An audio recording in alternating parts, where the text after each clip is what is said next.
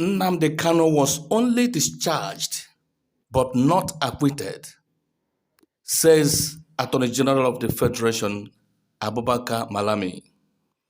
Before you hear the news in detail, please do subscribe to this channel and do not forget to press the notification bell to enable you get updated when next we post the news.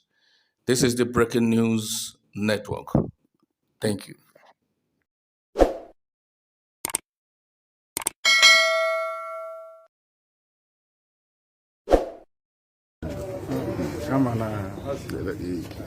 I'm disappointed. No, not at all. What should I do? It's what we expect to have. But I want our people to be very calm. I want Biafra land to be calm and peaceful. Calm and very, very peaceful. We are fighting to defend our people, not to kill them. Yes. We are fighting to defend them. That's why I'm here. And we'll continue to do so until we get victory. After the Court of Appeal, Abuja Division has set free the leader of the indigenous people of Biafra, IPOB, NNAMDI Kanu, of the treasonable felony charges preferred against him by the federal government.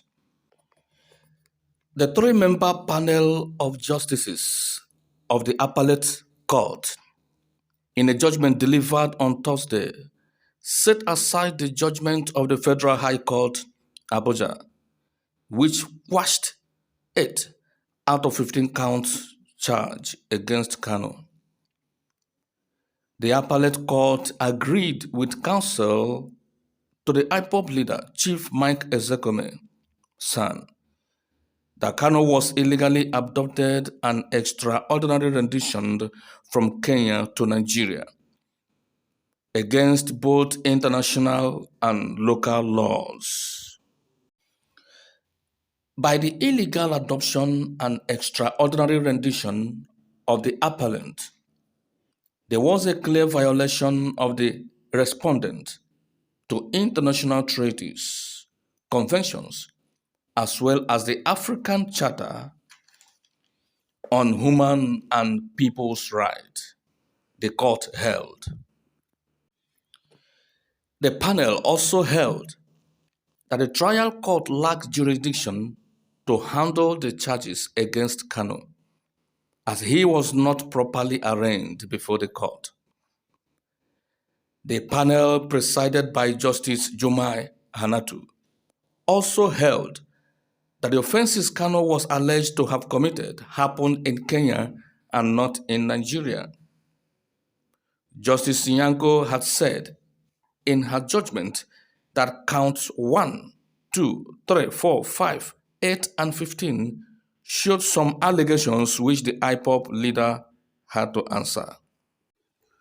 But in the midst of the jubilation, the Attorney General of the Federation and Minister of Justice, Abubakar Malami, son, said, leader of the indigenous people of Biafra, IPOB, Mazi NNAMDI Kanu, was not acquitted by the Court of Appeal.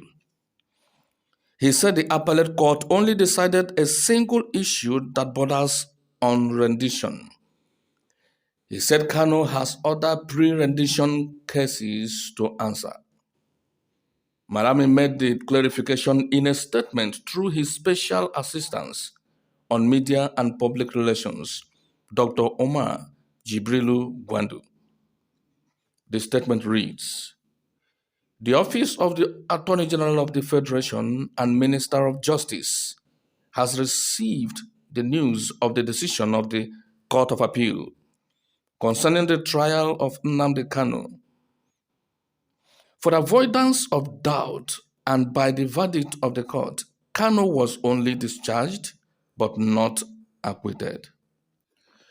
Consequently, the appropriate legal options before the authorities will be exploited and communicated accordingly to the public.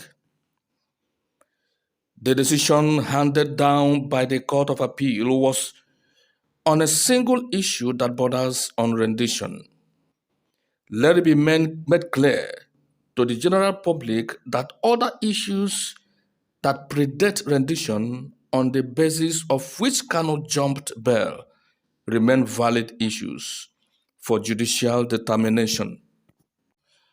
The federal government will consider all available options open to us on the judgment on rendition while pursuing determination of pre-rendition issues, says Malami. You broke the international law, national law, the law of Nigeria, the law of Kenya, the law of Britain, and the law of the United Nations, and you carry a man, cover his face with sack, tie him, beat him, carry and come back to your country. Okay, maybe that one, you don't win for that one. Then, another other case where they will be treasonable charge against him and of, what do they call him? Terrorism charge against him. All this case has been going on, and he has been winning the case, the charges. Waiting again, this man won't come talk. I beg, no come cut our joy short. No cut our joy short. Hello, Nigerians. I want you to make your comment. Maybe I'm wrong. Maybe I don't know what that means.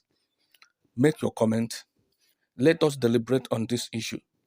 Let us know the real interpretation and what it means to us. Does it mean that when he go home, after 3 days, after 1 week, they'll come arrest him again for jumping bail before? You remember this issue of jumping bail?